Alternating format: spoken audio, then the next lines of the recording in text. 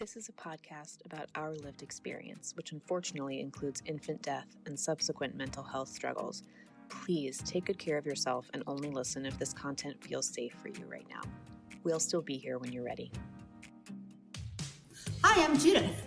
And I'm Alina. We are internet friends turned real-life friends who both experienced the tragic loss of our sons to sudden infant death syndrome in winter of 2021. In the year after Aiden died, my husband and I both became unemployed. My parents divorced, and we had to move 5 times for various reasons. And as for me, just a few weeks before my son Quinn died, my then husband had come out to me as a transgender woman and were subsequently divorcing. It's been a lot. It's been a lot. But as long as we're living, we will love our sons deeply and work to make sure that we live a life that makes them proud. Welcome to As Long As I'm Living podcast. We're so glad you're here. Oh my gosh, we are live. Okay. I think the lighting in this room is a little depressing. Hello. Hi everybody, we're together. It's our podcast anniversary. What a treat. What a treat. I'm opening up the questions. So the last time we were live was when you came to see me in September. And you had just found out the news about your heart. That's right. I had just found out that I had a heart condition. Wait, hang on. Go to our archive. Go to the archive. This isn't good? Oh, yeah, that works. Yeah, okay. This... No. Yeah. Sorry, we're trying to pull up the questions. This is ridiculous. Just bear with us. Okay, here. Okay. Let's start with... So what we're going to do is we're going to answer the questions that you guys put in we did a couple of question boxes over our stories. And we got some good questions. So we're going to answer some of those and just have a little chat. Judith's daughter is napping, so if she wakes up, we might have to run quickly. But fine. We'll see. Okay, so the first question that someone asked is, how does distance affect your relationships, work, family, friends? Is it hard to talk about? Is it hard to talk on the phone? Do you think this person is talking about between us, the distance affecting us, or the fact that like my family, my friends are far away from me, and like I don't know. I'm not sure. Hi, Christina. I'm so sorry for your loss and it's recent. Oh gosh, I'm so sorry. Okay, so how does distance impact your relationships with friends and fam? Is it hard to talk on the phone about grief? Okay, so I think they're asking like people supporting you from far away. From far away. Yeah, and I would definitely say it's harder from far away. It's definitely harder. Because most of the support that I've needed is like bring me food or like come clean my apartment, and those things are just harder to do from far away. And I think like it's so much nicer to be able to like pop in and stay for 5 minutes. And so it asks like, is it hard to talk on the phone about grief? I don't talk on the phone. Yeah, you don't talk on the phone. Except with you. So if my friends are remote, they don't hear hi. Yeah, they don't hear anything about my grief. If your friends, the friends of yours that are remote, how do they check in over text? Yeah, over text. Yeah. And did you feel supported? And we'll do like occasional Zooms. Yeah. I think there are some people who just get it right. Yeah. The people who send the food, the people who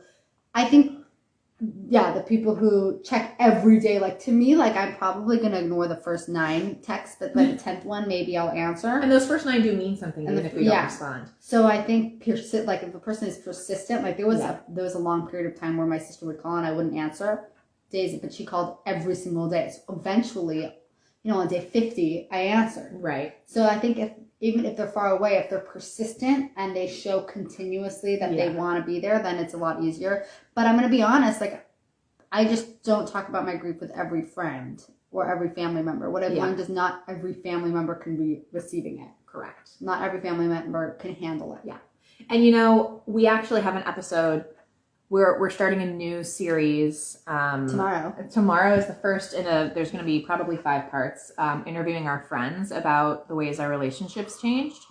And so tomorrow is an episode with Judith's friend, Julia, which we think you guys are really going to relate to. So keep an ear out for that. We'll post a link tomorrow. And Naomi, we're so happy that you're here. Join us with a cup of tea. And hi, Corinne. And hi. Isn't it Karen? It's Corinne. I know her. Hello. Okay. I feel like the shadows are funny on our face here, but that's okay. Okay, next question. What is both of your music tastes and how did it change after losing your son? Okay, so music taste. Did your music taste change? No. Your music taste stayed the same? Yes. I would say the one thing I noticed about music is that I would listen to songs on repeat for hours. Yes, that is true. So I'll say I didn't listen to music at all for a while because it was too triggering. Like I was just so nervous that I was going to accidentally hear something, like any song about a breakup, like anything like could potentially be triggering. Like, so I just basically didn't listen to music for a while. And then the first like foray back into music was Taylor Swift's Folklore, which I still listen to. That's like my comfort album. I listen to the whole thing on repeat if I'm like really overstimulated because I just like know what's coming next. Yes. And so I guess that changed in a way because obviously I was a Taylor Swift fan before. And I just listened to that one particular album. But I think also there's something about the music that I listened to in the immediate days after the loss now can bring me back to that loss. Yes. And so I find myself reaching for a certain playlist because it brings me closer. Yeah. It brings me closer. Definitely. To that like original state of just pure shock, which in some ways, as I get further out, I find sometimes I need extra help to get me in like that griefy mood. Sometimes it feels good to tap into that. Yes. And like, it's like, you know, when you need to cry, you watch like a sad movie and then you get to like, it helps you get to the place that you need to be to cry. Yeah. That's how it feels. It's like I sometimes need music to help me get to the point where I can grieve. Yes. I have like a playlist that's like, this is my like crying playlist. Like this is the one that's going to make me sob. So it's songs that remind me of Quinn. It's songs that I listen to in the immediate aftermath. It's the songs that were the soundtrack to his memorial video. Then I have my like, I'm still sad, but I kind of want to come out of it playlist, which is like still kind of mellow, but like a little bit hopeful. More, a little bit hopeful. And then I also just have songs that, I have this one playlist that I listened to a lot when I was pregnant with him that I wasn't able to listen to at all for a really long time. But now I listen to that when I want to think about him alive. Yes. Because what about like you guys? Moving around inside of me. Yeah. Music? Oh, and I guess somebody asked like, what's our musical taste? So like my musical taste in general is like The Killers, like Arctic Monkeys. Like I like that kind of music, but that is not like my grief music. That's just like my like cleaning the house music and what I typically listen to in the car. I don't even know what my music taste is. You like Andy Grammer. I like Andy. I always listen to songs that remind me of my Harry. I think that's beautiful. What songs did Harry like? Yeah. Speaking of Harry, Harry Styles. Yeah, I like it. Is so good. So I don't know if you guys know this, but we can actually see what other music people who listen to our podcast listen to. So it says like your listeners also listen to, and Taylor Swift, Harry Styles are on there, Andy Grammer on there, and I'm like, it's just because it's us. Like we listen to it, and that's what we listen to. It's embarrassing. This question says, how do you feel about being around kids named Aiden and Quinn? I'm a teacher and struggling with this. That is really hard.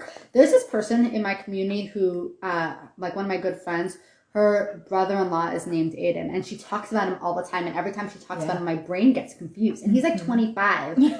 And she's like, oh, they're Aiden and Daniela are coming. And I'm like, huh? Who? I like get very confused. Yeah. You're like, wait, he's coming? My brain jolts when I hear his name. Yeah. So I don't know I don't know any babies or kids. I just don't have any babies or kids in my orbit, but there's a coworker of mine. I just started a new job in July, and there's a coworker of mine whose son is, I think, like 8 or 9, and his son's name is Aiden. Is it confusing? Yeah, and every time he says, oh, my son is doing this, my son really likes Legos, my son blah, blah, blah, my son Aiden, oh, Aiden does this, and I'm like, oh. That would be hard for me. Yeah, it just like makes me feel sad that his Aiden is alive. I mean, I'm glad his Aiden is alive, but it makes me feel sad. That would be hard for me. Harry Styles' As It Was is such a good song. Excellent song. How can I help myself to stop blaming my body for the death of a stillborn baby? Okay, we got a lot of questions about blame and guilt. We did. We got a lot of questions, and I think we've said this a lot of times, but those aren't necessarily the feelings that we primarily struggle with. Yeah. So I'm just going to throw out, so I don't know this from my own personal experience. So we're going to do 2 things. First, let's just throw out any thoughts that we have on the topic. And then I'll invite you, if anybody here has experienced feelings of guilt, how do you cope with them? And maybe, you can support one another in this community and we can find a solution. Not a solution, we can find something that resonates. Yeah. Okay, here are a few thoughts I have on guilt. A few things that have nothing to do with one another. They're just all like brain down. What might make me feel better.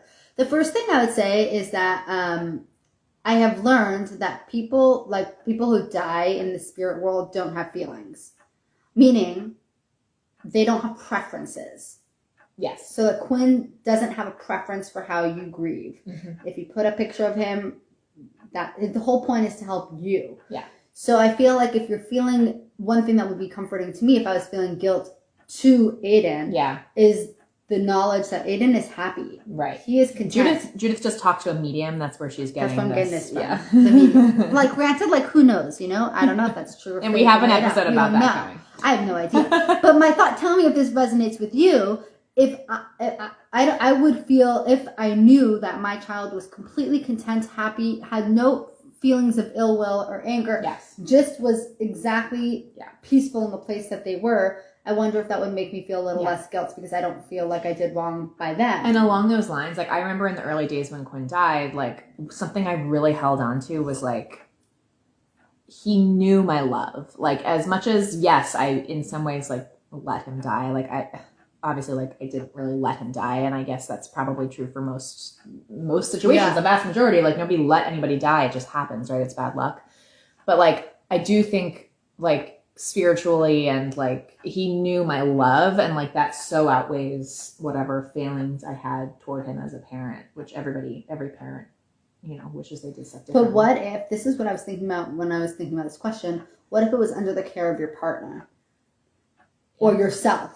Yeah. Like, I wonder if, I think I'd feel a lot of guilt if something happened on my watch because I'd feel bad towards my partner. Yeah. You know, like I feel good towards, that my partner would be angry with me. But here's, which I don't know. I would hope that we'd be able to forgive one another, but I just don't know because it's just so complicated. But the one thing I would say, I have a friend who, her son died drowning at the beach. And she was not even in the country. It was her husband who was there. And she said to me, I'm just not, like, we as humans are just not that powerful. Yeah. Like, there's more forces at play, whether you believe in God or the universe, like the idea that you can do your absolute best effort. Yeah.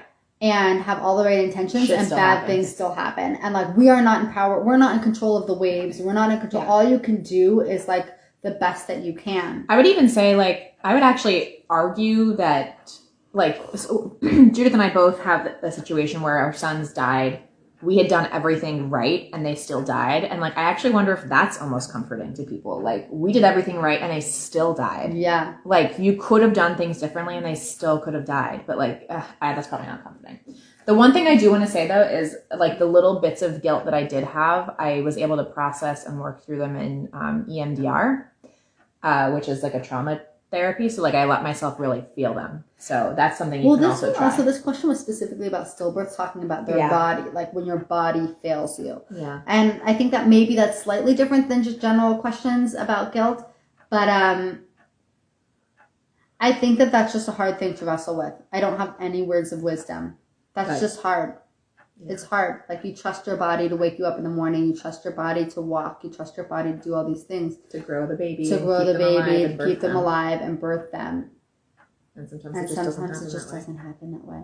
I suspect in the same way some people get sick with cancer. Some people get, sometimes our bodies just fail us because at the end of the day, they're just bodies. Yeah. They're just kind of machines. Yeah. And sometimes machines break down. Yeah. That sucks. That sucks, I know. But if anyone else has any thoughts and ideas about grief, about guilt, please put them in the chat because maybe it'll help. Okay, so I put a question in for us to answer. Oh, okay. What do we think is our worst episode? I think this is kind of a fun question to think about. Our worst episode? I can tell you the episode I like the least. Which one is that? The one that was really triggering for me. Yeah, the self-care episode? No, not that one, the Charlotte's mom one. But that wasn't Charlotte's story. It wasn't it was just that I was 9 months pregnant and I was really triggering. That was really hard. That was really hard. That was hard for you. Yeah. Yeah. But that wasn't like our worst episode. It just was my least favorite. I actually think it's a good episode. She's talking about, we interviewed Carol McMurrick of Empty Arms, and the interview was really triggering for Judith. We did not make it clear enough that you couldn't handle hearing about stillbirth. No. Like, that was a mistake. I should have been a little bit more clear. And it wasn't Carol's fault. It wasn't anybody's fault. But it is a good episode, and if you like hearing 9 months pregnant, right, with a baby girl, if you want to commiserate about a stillbirth story, like, I actually think it's a really good episode. It's just not for the easily triggered around dead baby births. What's your least favorite episode? I think the worst episode that we did is maybe the Starling. It's not I don't like but that I just episode feel like it's not a winner. I don't like it was that boring. episode. Oh, Julia joined. Hi, Everybody, Julia. Oh, hi, Julia's episode is dropping tomorrow. Yeah, Julia just joined, and you're going to hear her voice. You're going to hear her voice tomorrow. I think the Starling, we released like in March. We talked about like a bunch of different like TV shows and movies that like whether they got grief right or not. And I don't know, I just think that episode's kind of boring. So this is, I also do, by the way. Whatever. This is the question asked us to talk about the guilt of when you don't talk about your dead child to people because you don't feel like it. This just happened to me because I went to a workout class last week and you had to go around and say who you are. And then the way the question was phrased is say who you're the mom to. What? Yeah, she said say your name, introduce yourself with your name and who you're mom to. Why did she ask Which was such a bizarre way to phrase it. Wait, was it a workout class for moms? Yes. Oh, okay. At least there's that. Yeah, but still, who are you mom to? Yeah, that's bizarre. Bizarre. So then I was sitting there and I was like debating, like, am I supposed to say something and I'm not supposed to say something? Like, this is so not the forum to say it. Yeah. And I felt guilty because when it came to my time, I said, I have a daughter at home. And I felt so guilty in that moment because I felt like, aww. Somebody says I woke up at 1 and thought today's a bad day and just wish there was another podcast episode, and then we went live. I'm so happy you're here, and I'm sorry you're having a bad day. We were just talking about, someone asked a question about how to deal with the guilt you feel when you don't acknowledge your child because either it's too painful or because it's just not socially the right time. Like I was in this workout class, we were all like doing squats. It was not the right time. Yeah. And I just had to give myself a lot of grace. And I just said like, Aiden understands. Or I just said to myself, like, I'll say under my breath. Like I'll say I have a daughter at home who's 7 months and I'll say to myself quietly, and I have a son. Mm-hmm. And that just helps me feel like you're acknowledging him. Yeah, but it's a shitty feeling. Yeah. Yeah, the body. Oh yeah, that's a good point. She said that it failed him, but it also carried him and created him. Yeah. Yeah. That's true. I feel like you just got to do what you got to do. And I think your baby would want you to be able to get through the day and get through a conversation. And sometimes you really feel like you want to talk about them and you can. And sometimes you really feel like you can't talk about them and like, that's okay. So like at work, sometimes it's just not the right time. Like somebody was talking about their kids and like, if he were alive, I wouldn't hesitate to bring him up, but because he's dead, like I don't want to derail a conversation. Like I have to protect myself too. Like I don't want all the questions. I don't want the pity. Like he understands. He 100% understands. Yeah. Yeah. Another question that we got was, this is the wrong thing. This is the wrong question. Oh, this one we're dealing with, but we did these ones. Yeah, go back to like Wednesday. When did we ask that other question box? I don't know. Okay, hang on. Go to the archive. No. I don't really even know how to use this. Yeah. Oh, I didn't know that was all there. Archive. Guys, this is amateur Wow! hour. Completely amateur hour over here. Okay, Oh, so see. hang on. We're here. Wednesday? Yeah, I think we did it on Wednesday. Wow. Oh yeah, by the way, we have been loving all the TV show recommendations. That was such a fun conversation that we had. know. Something I did not talk about. Wait, keep going. okay, you do. Something I didn't talk about on the TV show is that I What did you wind up watching? Me? That night? Yeah. Ted Lasso. Oh, good. Nice. What did you think? I loved it. Yeah, it was so funny. I ended up watching a lot of YouTube and like people commenting on reality TV, which is the biggest waste of time of all time, is listening to people talk about reality TV. But it was like safe, and whatever her name was, Coco, whatever. Her voice was calming and it would help me fall asleep. Yeah. So I listened to her talk about Sister Wives. Desperate times. You just gotta get through the day. Okay. Somebody asked you how the holidays were. Oh, yeah, they were horrible. No, I mean, they weren't horrible. I would say they were, last year, I did not celebrate any of the Jewish holidays. I just, like, completely did not acknowledge them. This year, I did celebrate them, and there were parts that were absolutely beautiful, and I was really able to enjoy. And then there were many parts where I just stayed home or I left early or I did half of the holiday but not the other half of the holiday. And I found a way that worked for me, and I refused to feel guilty or shamed into the fact that, like, I didn't do it right. Because I did it the only way. But you did do it right. But I did do it right, and I did do it. And my advice going into the holiday, someone asked, what's, like, your advice for the first holiday season? Yeah. My advice would be, if you do not want to do a holiday, do not do the holiday. Opt out. It is worse being at a table filled with people trying not to sob than to hide in your bed and not do it. And people want you to be there because they want you to feel better. But, like, if you actually don't feel better, like, nobody is thinking through what it would actually mean for you to be there and feel awful. Yeah. They're thinking, like, oh, if they come, they'll feel better. But, like, that's actually not how it works. It's the opposite. Like, if you don't feel good and you go, you're going to feel worse. And so, like, I think it just has to come down to, like, you have to take care of yourself. If other people are trying to guilt you into stuff, like, you don't have to listen. Like, you have our permission. You have our permission not to go to holidays. Okay? What are you guys planning on doing for the holidays? Do you plan on going or do you not plan on going? And also, like, if it's I'm not religious, but if it is a religious holiday, like, I have to imagine that a God worth worshiping would understand. If you were literally on the floor, you cannot do it. Like, there was this point I went to service. Halloween was bad. I can't imagine Thanksgiving because I'm not grateful. Yeah. Thanksgiving is so bad. Thanksgiving is a horrible holiday. I mean, it's a lovely holiday, but it's also awful for grievers when you have nothing to be thankful for. It's so sad. I also would say to set the precedent with your family, like you did last year. You said, I'm going to come over for for Christmas dinner, Christmas Eve, but do not celebrate holiday. do not celebrate, like, Christmas. Yeah, it's like no presents. No presents. You said, like, no presents, no holiday foods, no special drinks, like, a normal dinner. Like, that's what you said you would do. This year on Thanksgiving, you plan on not participating. Yeah, so last Thanksgiving was my first Thanksgiving without Quinn, and I got drunk with a friend, and this year we're doing it again. So my family, we are going to do, like, a thing, like a dinner the weekend before Thanksgiving, so I'm doing something this year. But on Thanksgiving Day, I'm just going to hang out with a friend. Someone says they're going, but I want to, but I will have a safe. Good. Yeah, go safe room to hide. Yeah, I think that's a good idea. Like, have an exit strategy. Yeah. Like, no, and also, like, think to yourself, like, what would make me think through, like, how would I have to feel for me to leave? Like, know that it's okay to leave. This is my advice about leaving. Leave 5 minutes before you feel like you have to leave.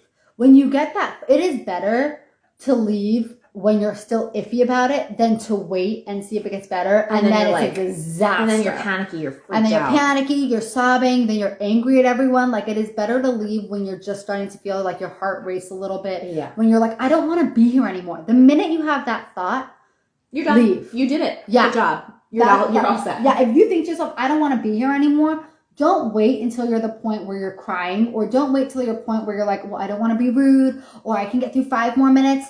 Don't. Just leave. No, that's my advice. Just go. The minute you don't want to be there, go. It's not worth it.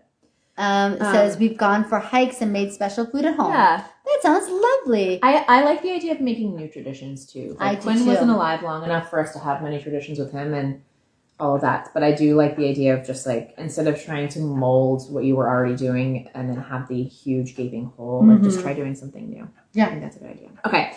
This question is from my boyfriend, and he says, did Alina wash her hands before eating the challah? We haven't eaten the challah, but you better will. You will, and now you know the song. Do you think you'd be friends in any other life? My friends are more diverse now, I think. This is such a good question. Do you think we'd be friends in any other life? We disagree about this. Yes. I think if I met Alina before the loss of Quinn, we would not have been friends. Then we agree on it. I agree with that. Yeah.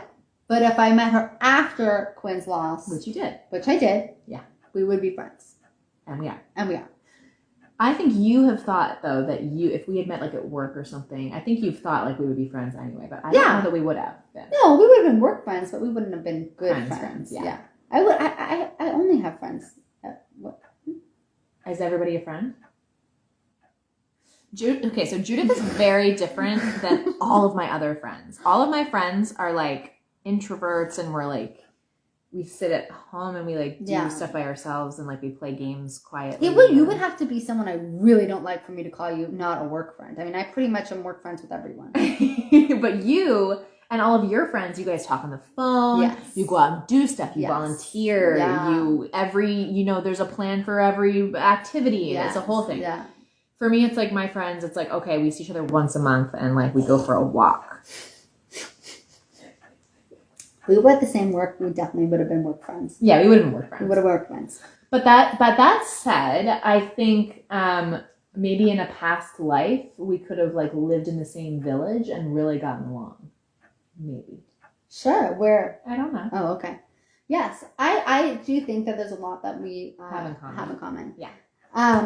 We're very compatible in very specific ways, and we are. So, I mean, the main way we're compatible is we grieve the same, really similarly. Yeah, like really similarly. It's like crazy. But yeah, you're very different than my other friends, and I'm very different than your. I think what she's saying though, this person who sent this question, was she's saying that now, like she's made friends, lost among friends from all over the world, people who maybe she would not have been friends with, but they found a mutual connection. And I'll say that there are people that I've met that are in their 70s and 80s or 60s or whatever, and I feel like if they've lost a child, I immediately connect them. It doesn't matter how old they are. Yeah, I think there's like a camaraderie there. There's a camaraderie there. Yeah. I mean, we had a Zoom and it was like within 10 minutes you were like, let's go somewhere. Because it's just like, there's just like this instant connection with people once you've lost a child. There's just this shared experience that I think is really bonding. Yes, I agree. Really bonding. Do you guys feel that as well? You've made a diverse group Look of how friends. cute Aiden is. Show them that picture of Aiden. We have another question how do you manage any anger or rage for your child? I hate feeling bitter, but I can't. Like, how do you process anger? Are you angry for your child that they didn't get to experience life? What are we angry about? I think I don't know if it means anger at your child or anger with the circumstance, like on their behalf. Because those are kind of two different things, but both interesting. The question is, how do you process anger? Yeah, I mean, I would go back to the EMDR thing again also, but that's kind of a cop-out because everybody should go to therapy for sure. How do you guys process anger? I think you sometimes feel angry at Aiden. I sometimes do feel angry at Aiden. I think the times that the anger comes out are when things are so dark. Yeah. And it just feels like if they hadn't died, it's like everything got fucked up when they died. Like everything. Yeah. Everything got fucked up. Yeah. And so when like the shit is piling on, I think that's when it's easier for me to feel angry. I agree. On my best days, I feel like everything happened. Yeah. And he's at peace where he is, and I'm at peace at where I am, and I can still have joy in this lifetime, and and his soul was meant to live this short life, and like everything just kind of worked out the way it had to. Not for a reason, just that worked out the way it had to. On my worst days, I think to myself, like, Aiden, you died and you did this to me, and how could you possibly leave me here like this? Yes. And you ruined everything. And I wish that none of this had ever happened in the first place. That's how I feel on my worst days. And I just think that's human. And I would say my thoughts about anger is like, how could you not be angry? It's not fair that this happened. Yeah. I don't think I like sit there at home and like I'm punching walls, but I'm definitely angry. Like sometimes I want to scream. You know what I'll just say? Like feelings pass. Yeah. And like to put it bluntly, like they're dead. Like they don't care if you're angry at them. So like feel the feeling, know it'll pass. And like it's not like you don't love them. And you know what else I say to myself? I say to myself, it's not always like this. Yeah. I say all the time. Like if I feel like really angry in my heart for for whatever reason, I'll say to myself, okay, I'm feeling really angry today, but I don't always feel like this. Most days I'm okay. I feel really angry right now. I mean, that's a mantra for me for many of the bad feelings is it's not always like this. Like the ones where I'm like, I can't do another single solitary minute. But it's not always this bad. It's not always this bad. Bracha Brown was talking about how the weekends are hard. I would say there's about holidays and Shabbos on here. It's so hard because it's such a family-oriented time, and it's just a reminder of what I don't have. And it's not just the family, my immediate family, that's kind of like a broken mess, like with my husband, my son, my daughter, whatever, we're all a broken mess. But it also just feels like my entire family system is a mess. And so like things are extra hard because anytime there's emphasis on family, whether that be culturally, religiously, or whatever, it's just a reminder of what I'm really struggling with. Yeah. Oh, sure. I definitely get angry with Arthur. His placenta failed. Yeah. Yeah, exactly. He didn't hold up his end of the deal. Although my therapist would say, like, he didn't build his own placenta either. But, you know, like, but I agree. Yeah, he didn't hold up his end of the deal. That was not nice, Arthur. Yeah, seriously. Like, who are you angry with? I don't get angry with God. I don't. But I think that's common. I think it is common. I personally do. I'm not religious, but she is. But because I feel like it's not satisfying at all. It just feels like I'm angry. It's like what am I going to be angry at? Like, angry at God, but he also like keeps me. It's like very hard for me to be angry at the thing that like keeps me alive, and I want more, right? So it's like I feel like if I'm angry at him, then it's like, but I'm asking for him to give me more children and health and all these things. Yeah. So like I feel uncomfortable being angry, and also just really not satisfying. Like part of being angry is like you want that reaction, you know? You want to be able to say to that person like, I'm angry at you, and then you want to be able to like hurt them too. You know what I mean? Yeah. Like I think that's just the truth. Yeah. The truth is that when you're angry, you want to hurt the other person. Yes. And I just don't find it satisfying to be angry at God because I can't hurt him in the way I would like. That's really bad. I don't know what to say. Maybe that's not what you were thinking. I don't know how to. Maybe I'm just like I don't know. Maybe I'm just like, that wasn't great. That's not my best. Anyway, moving on. What else? Anything else? Oh, you know what else? Questions. So we asked like episode topic ideas, and I just want to like put out there right now, like we got a bunch. There were some common themes. So, and we're going to think about like whether we can do episodes on these things. So one of them was guilt, which we touched on here, but I think that could be a larger conversation that's worth, talking about. We got a lot of, infertility. Yeah, infertility. And, in case anybody doesn't know this, I will actually be doing IVF. I am doing IVF for the rest of my kids to try to select out this gene that Quinn had. So, there will be some IVF content coming your way sometime in the next 6 months. Fun. I probably would keep the transfer. I'm not planning to do a transfer anytime soon. But like the egg retrieval part of it. I think like the transfer part of it, I would keep private, but like the retrieval process, I'm planning to share. And then we got a lot of questions, or not questions, but just like people talking about prematurity. And I think in the poll, I said like, what kind of loss did you have? And the categories were SIDS infant loss was one, stillbirth, TFMR, late pregnancy loss was one, and then it was early pregnancy loss, miscarriage, ectopic, and then grief support. And I think multiple people kind of put other and said like, I don't know where to put myself because like their baby was born really premature. And I think that can be like, you don't quite know where that goes, but that is definitely, I think it's classified as a stillbirth. Well, maybe it's not. They're born alive. Like cervical insufficiency. Like we had anyway. All this to say, like that was definitely like a common denominator. I think that's infant loss. Yeah, but it's a specific. It's complicated. And then there was one other topic too that was. And someone wants me to talk about pregnancy after loss. Oh yeah, a lot of pregnancy after loss requests, which is something we didn't.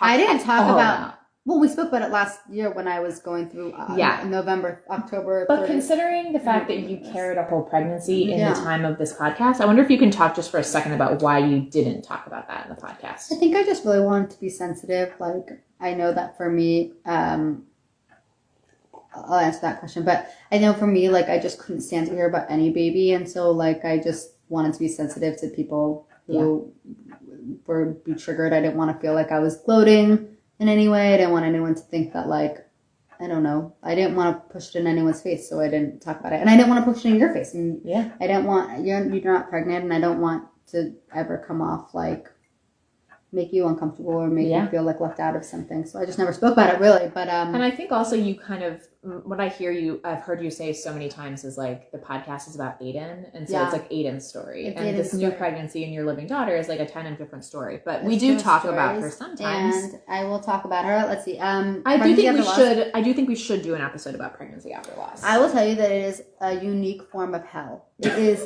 so horrific. Pregnancy after loss. It's so terrible. I was on medication I was on medication for it. That's the only way that I could get through it. At the end, my doctor prescribed me Ambien because I wasn't sleeping at night, because all night long I was just trying to feel for movements. And you were just having like PTSD. I had PTSD. Panic. I went to the hospital a few times and I had like panic attacks. And then I remember I kicked down a door at one point. It was not good. So yeah, I know Buck said, how do you know when you're ready?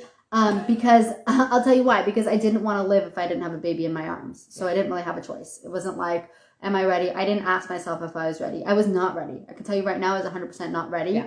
But I'm not sure if waiting 3 years, I would have ever been ready. Maybe I would have, maybe I wouldn't have. I don't know.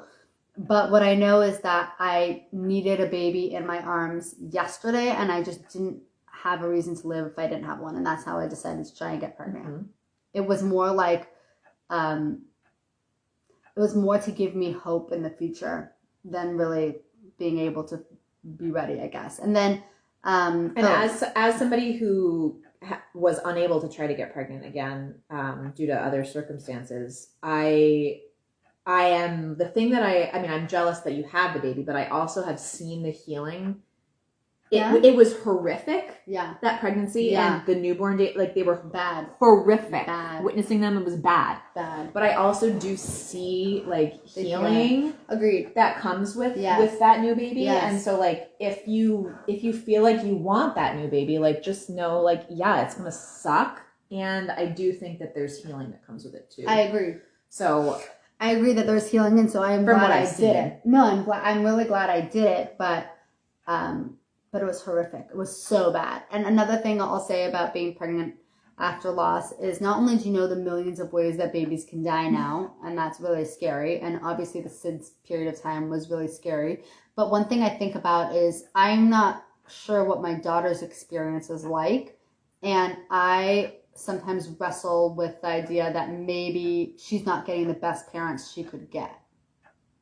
I'm not sure if, like, we're not the best versions of ourselves, and the parents that she's getting are not the same parents that Aiden got, and that makes me really sad for her. And the one thing I try and tell myself to comfort myself is that she gets a lifetime, and so we may not be the best versions of ourselves right now, but she's gonna get a 5th birthday and a 6th birthday, and she's gonna get a 25th birthday, and I swear I'll take her anywhere she wants to go. Like one day I will be the best mom I can be because of her, and I promise to pay it back to her. And you also are a better mom in some ways because of the loss. I think true. There are some skills and some I think that's true. Different mellowing out of things that made you a better mom. Like I think I was a really good mom to Quinn. I think I'm going to be a better mom in a lot of ways to the rest of my kids, even if I'm a more anxious mom, maybe. Yeah. Although you're not an anxious mom. I'm not an anxious mom. No, I'm not at all. I'm not an anxious mom at all. I'm not. Yeah. I don't feel ready to try again, but I want my arms to be full so badly. The want for a live baby was 100%.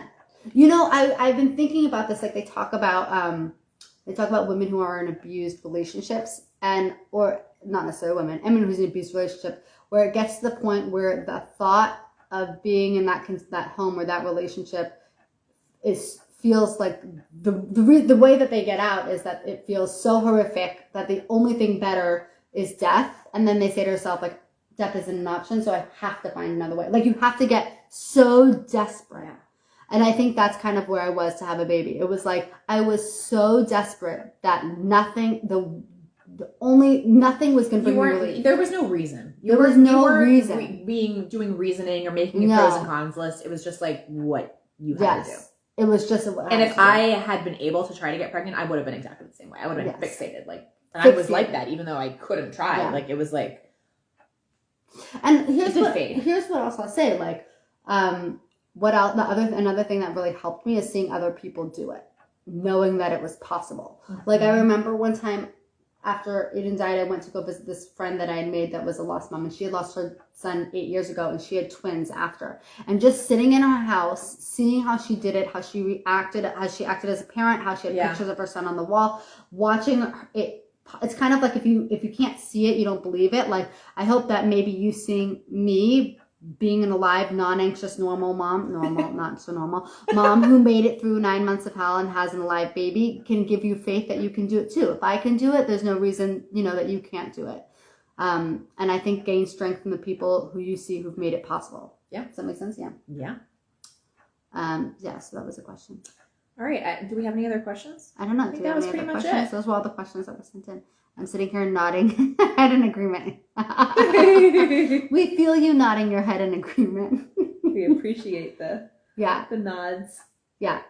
And I don't know if this makes you feel any better adapting after Arthur, but we just interviewed my daughter's pediatrician, and she said that I'm a very normal, good mom. She did. She did. She literally said those words. And you didn't even ask. And I didn't ask. Volunteered that. She voluntarily shared the information that she thinks I'm a normal, good mom. Yes. So it's possible. It is possible.